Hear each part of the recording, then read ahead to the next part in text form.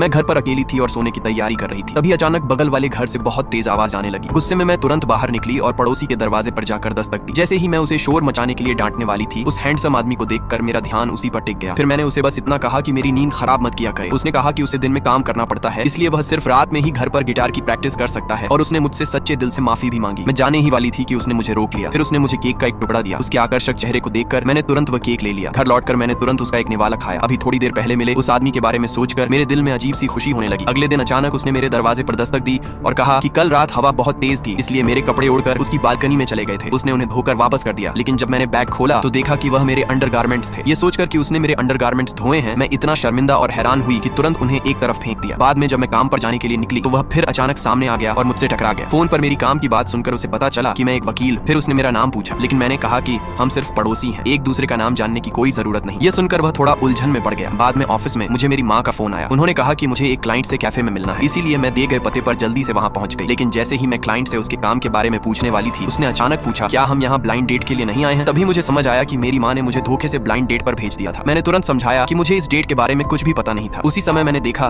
कि मेरा पड़ोसी भी उसी कैफे में काम करता था और वहाँ आ गया। उसने मुझे उस आदमी के सामने शर्मिंदा होते देखा तो वह जानबूझकर फर्श पोंछने का नाटक करते हुए उस आदमी को गिरा दिया। फिर उसने कहा कि फर्श पर कॉफी गिरी हुई थी और पास में लगे चेतावनी बोर्ड की तरफ इशारा किया। ये सब देखकर मैं जोर से हंस पड़ी। आखिर में उसने मेरी तरफ देखा और मुस्कुरा दिया। उसी पल मुझे अचानक महसूस हुआ कि शायद प्यार सच में मेरे जीवन में आने वाला है।